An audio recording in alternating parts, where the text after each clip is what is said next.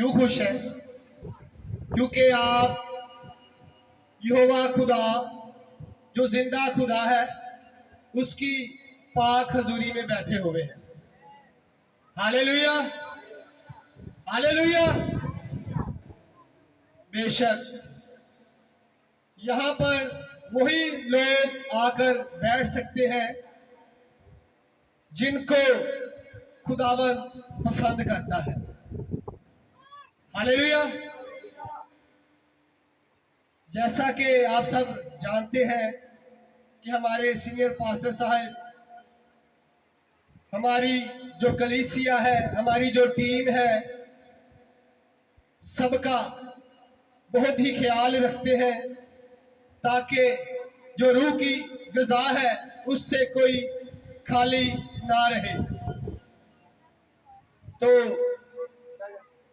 आप सबसे इल्तमास है कि जब हमारे सीनियर पास्टर साहिबान इतनी एफर्ट करते हैं तो आप भी उसमें पार्टिसिपेट किया करें और दूसरों को भी कहा करें कि आए खुदावंद के हजूर चलें। जैसे दाऊद बादशाह फरमाता है कि मैं खुश होया जो मैनू आखन लगे कि किथे चलिए। यस, किसके घर चले? तो ऐसे ही आप भी रूह से मामूर होकर, क्योंकि ये पूरा वीक जो सरमन सुनाए गए, कलाम सुनाया गया, किस पर सुनाया गया था? रूह का पिलाए जाने पर।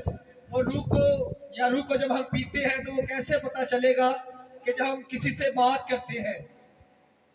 क्योंकि कलामे मुकद्दस में यूं लिखा है कि अच्छा आदमी अपने खजाना से अच्छी चीजें निकालता है और बुरा आदमी अपने खजाना से।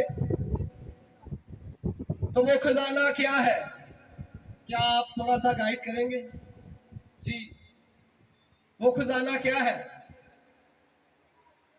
वो यस, बेटी के लिए जोरदार तालियां।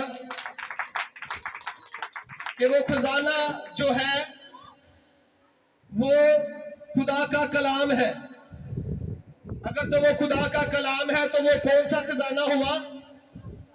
अच्छा। और अगर वो खुदा का कलाम नहीं है तो वो कौन सा खजाना हुआ? बुरा खजाना। तो अगर आप यहाँ पर बैठे हैं तो किस खजाना से भरने को आए हैं? अच्छे खजाने से। तो ये अच्छा खजाना जो है वो आपको ऐसे पता नहीं चलेगा कि मेरे अंदर अच्छा खजाना है या बुरा खजाना है, या मैं रूह से मामूर हूं या रूह से नहीं मामूर। वो आपकी बातचीत से पता चलता है। जब आप किसी से बात करते हैं तो जो आपके अंदर भरा होता है वही जुबान पर आता है। ऐसा है या नहीं है? तो ऐसे ही ये पूरा वीक जो कि ईद पेंतीकोस्त से जुड़ा हुआ है, ये आज से नहीं बल्कि इससे जो गुजरा टाइम है वो 2000 साल और कुछ साल है। ये सीजन बाय सीजन क्यों होता है?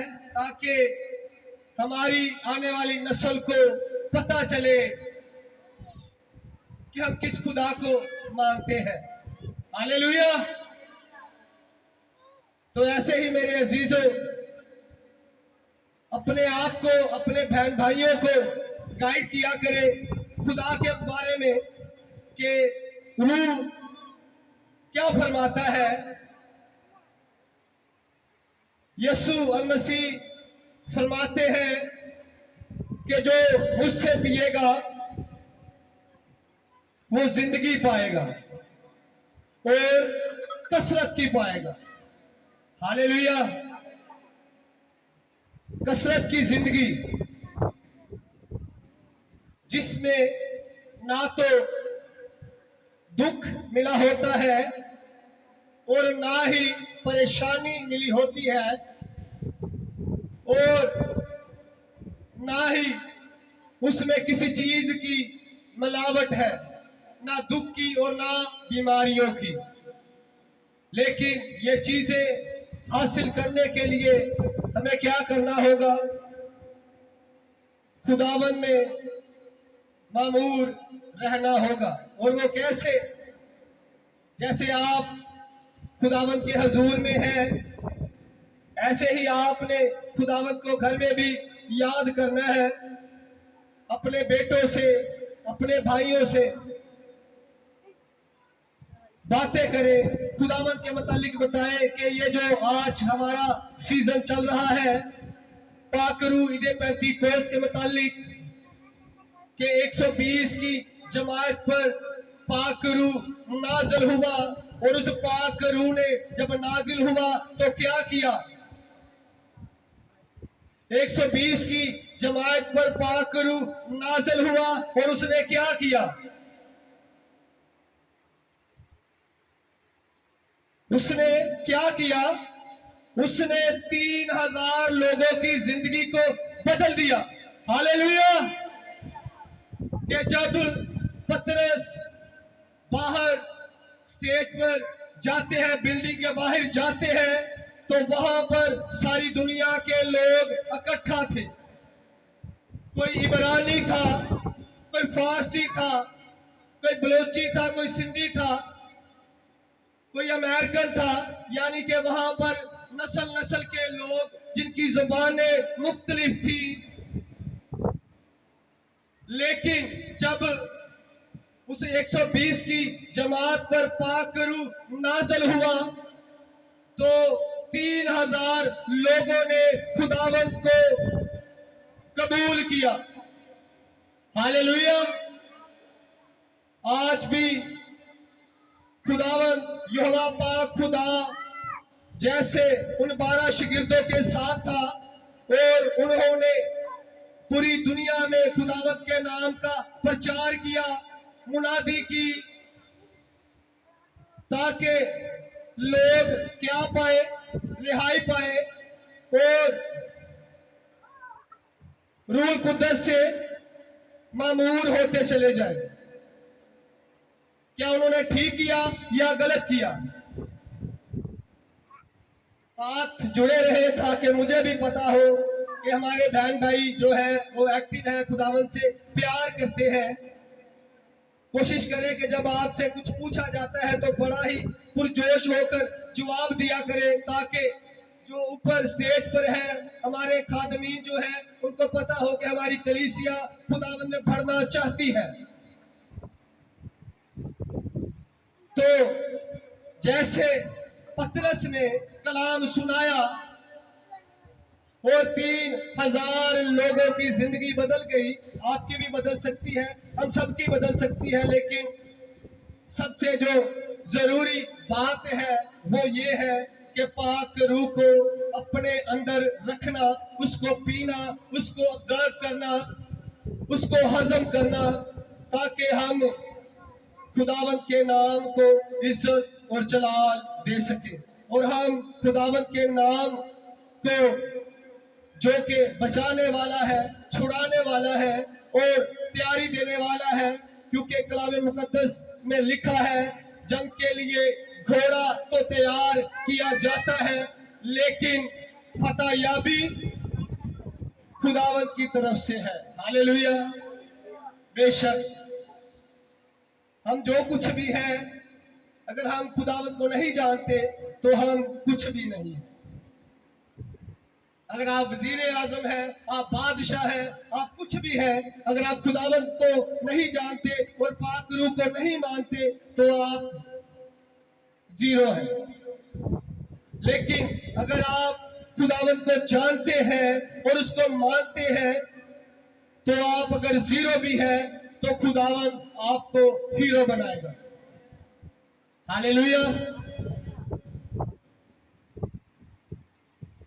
हम एक दो और बात करेंगे खुदावंद के मुतालिक, क्योंकि खुदावंद का कलाम या खुदावंद का नाम हमें जिंदगी बख्शता है और ये बातें ऐसी हैं कि ये कभी खत्म ना होंगी। लेकिन हमें और भी काम है ताकि हम अपनी जिंदगी में कुछ कर सके। ये खुदावंद की मर्जी है कि उसने आपके लिए एक वक्त मुकर्रर किया है कि आप उसके हजूर जाएं और उसके नाम का प्रचार करें, उसके नाम की तमजीद करें और पाकरू को हासिल करें, जैसे 120 की जमात ने हासिल किया था। तो एक दो और बात करेंगे और बात को तमाम करेंगे। क्या पाकरू 120 की जमात पर नाजिल हुआ था? जी, सिर्फ 120 की जमात पर नाजिल हुआ था? नहीं, पैदाइश से ही समय लेके नबियों पर पाकरू नाजिल हुआ। नूह पर नाजिल हुआ जब उसने कश्ती बनाई। वो उसने अपनी मदद से नहीं किया, बल्कि उसने पाकरू की मदद से किया कि खुदा ने उसे रोया दिखाई कि मैं जमीन को पानी से भर दूंगा। लोग उसकी खिल्ली उड़ाते थे, लोग उसका मजाक उठाते थे कि ये तो पागल है, पागल साफ है और ये बेवकूफ कश्ती बना रहा है।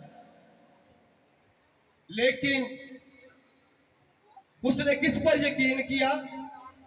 यहोवा खुदा पर। उसने ठट्ठों को सुना। गुस्सा आता है जब आपको कोई हकीर जानता है या आपकी बात को कट ऑफ करता है, तो गुस्सा आता है।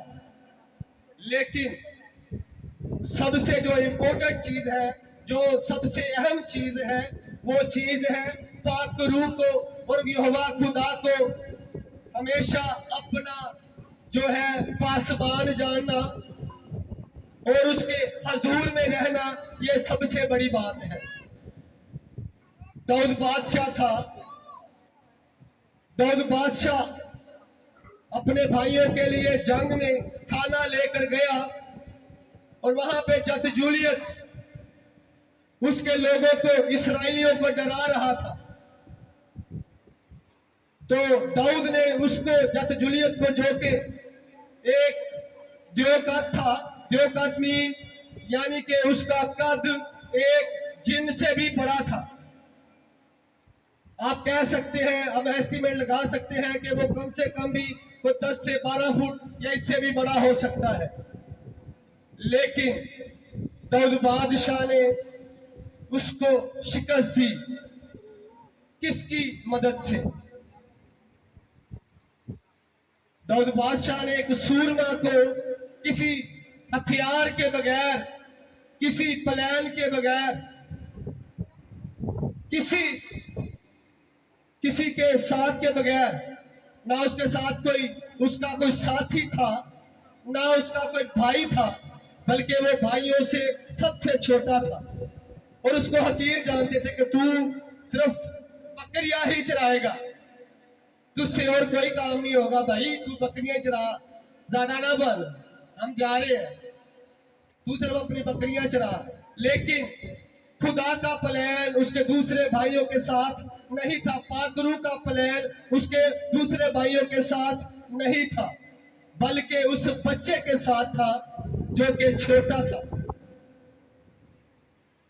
यानी कि पाकरू, अगर आप पैदाइश से लेकर मुकाशफा तक आते हैं तो पाकरू ही हमारे साथ रहता है। अब जदजूलियत को उसने किसी तलवार से नहीं मारा, या उसने किसी नेज़े से नहीं मारा, या उसने एटम बम से नहीं उसे मारा। किससे मारा? पत्थर से। किससे? यस। जब आप खुदावंद के साथ हैं तो खुदावंद आपको जोर देगा, पाकरू आपको जोर देगा। हालेलुया, हालेलुया, आमीन।